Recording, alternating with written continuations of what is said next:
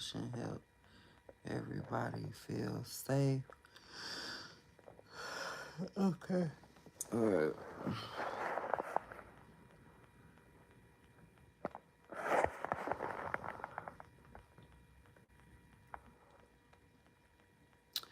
Good morning.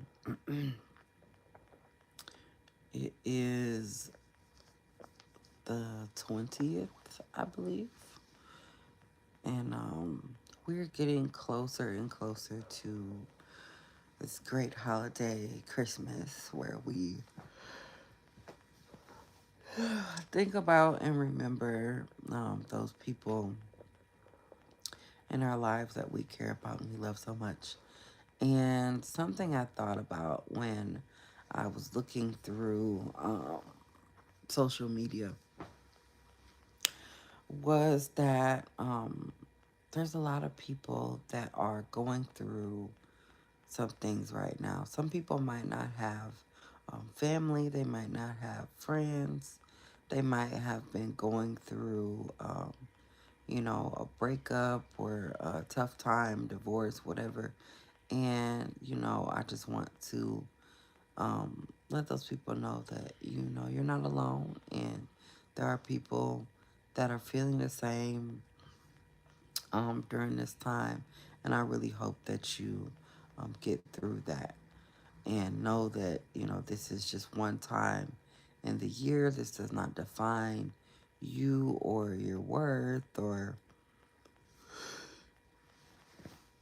excuse me, who you are or anything like that. But let's get on into what my topic of this live is. And the topic says, this is the real reason that you're sad that they left. Okay. So this could be not just talking about the holidays, not just talking about, Christmas time. No, I'm talking about anytime, 365 days out the year. When we are in relationships with people that were, not the best for us and they leave us, there is a reason why there is some lingering sadness. And it ain't just, oh, I'm just sad. Oh, I just missed them. No, it's some very real reasons why you sad they left. One of the reasons why you might be sad that they left is because the financial help is gone. Happy birthday.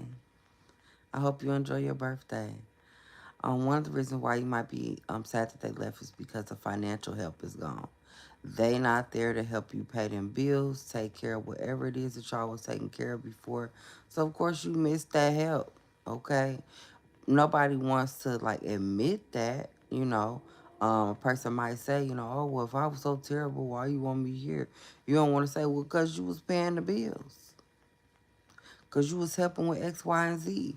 Because I didn't have to do this or that and the third when you was here, right? So one is a big one could be financial. You missed their financial help. A great one that we do not think about is also that your ego could be bruised because they left you before you got a chance to leave them. Okay? If we know that the relationship was going wherever that it was going and it wasn't going in a good place, we both had an opportunity to say, hey, this is not for me, use the door. But if they use the door first, if they literally packed their stuff up and left you, it can make you feel away because it's like, dang, so they gonna leave me? Because I guarantee you, if the shoe was on the other foot and you left them alone first, you'll be gloating in the fact and the reality that you left them. Okay? So, one, of course, the first thing I said was that it could be financial. And the second is your ego is bruised. You're hurt because they was able to exit before you did. They beat you to the punch. Okay. Another reason why a person could be feeling like they're sad, and this is the real reason that they sad, is because you are grieving the loss of whatever it is that they did for you. Not financial, but just whatever it is that they did for you. Things that might have made your life easier, things that you didn't have to be responsible for anymore because they did it. You're grieving that loss. You're grieving the fact that you're not going to have that anymore. Okay. The familiarity with a person, whether it is you're used to them getting up in the morning and making that weird noise that people make when they trying to scratch their throat from the inside, like any of that, you are grieving that not being there anymore. Okay, so first we got money, we got finance, then your ego, and then you're grieving what you've lost as far as the familiarity of the person. Okay, so you're not really sad, you're not really in your feelings for real. It's just you thinking about what was lost. Okay, you grieving what was lost, or you lost something financial by them leaving, or of course your ego is hurt. If the relationship was good and you are in your feelings about it, then that might mean that it could be fixed. It could mean that y'all might need to go through some sort of counseling to resolve those issues. If it was a good relationship and maybe y'all had a fight or a tough time and that person stepped out. So I'm definitely not advocating for people to stay apart or anything like that. But because if you know that it was good and it wasn't really toxic or anything like that, y'all just had some disagreements, maybe they can be fixed. But if that relationship was toxic and it was terrible and it was tearing you down and it was turning you into another person, they was using you, they didn't bring shit to the table, but they hand out, you know, especially in the situation of a man and a woman, if they had you going 50-50 on everything, or 80-20, 80 your way, 20 their way, okay, and you were always feeling like burdened with you having to take care of them or any of those things, when they leave, baby, you should be clicking your heels, okay? You might miss, here's another one. It might be something as far as sex. That's a big one that a lot of people don't want to say. Because they say, well, oh, well, you can get sex anywhere. Sex is, you can, it's casual sex, all of the bullshit. Because you don't know what that anywhere, where that's been. Because that's anywhere. That's anybody. That's a new person that you and your body is not used to. You're not comfortable with. Okay? If you could meet somebody that you don't know from a can of paint, maybe go on a piece of a date and you ready to just, I'm yours, lay down with them, I don't know. You dangerous. Okay? Because condom or not. Because you don't know them. Like, there's no comfort there. There's no, I know this person body and they know mine. People have casual hookups and all of that all the time. But as you grow up and, you get to know yourself more and what your needs are more, you're really not trying to meet some new random person and sleep with them. Like, it's too much stuff that go along with that. Even if you're using protection, there's different stuff that you can still catch even when using protection, okay? Even if a motherfucker bring that my chart, okay, you don't know what they did right before they met you. You don't know what they did yesterday. Okay, how you doing? So a lot of times it be that sexual thing where even though it was toxic, I know where they been, or I can try to believe that I know where they been, or they know my body, they know what I like, they know what I don't like.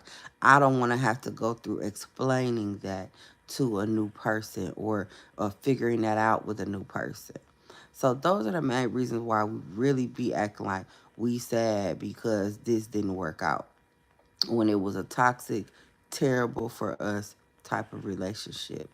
Identify which one of those things it is for you, or if it's a multiple of those things. If it is, financial, if it is sex, if it's whatever, and figure out how you can get around that. Make you some more money. Okay, hell, find somebody with some more money. But you definitely want to be able to be self sufficient in this time, because you're discovering yourself after you have severed ties with this person. Make sure that you can handle those things on your own. So when you get with the next person, that you're not gonna be all in just because they got some more money. That you're not gonna be all in just because. they doing these things X, Y, and Z for you, that you're actually dealing with them because of who they are and how they can fit into your life and how you can fit into theirs, and how y'all understand each other and how y'all share the same morals and values and things like that. And maybe, just maybe, you won't be going through the breakup shit again with a new motherfucker just because you was there for those things that I listed. Okay? Like ego, finance, sex, all that superficial shit. Okay? Those are the real reasons why you're probably sad. I hope everybody has a wonderful, great holiday and love on somebody.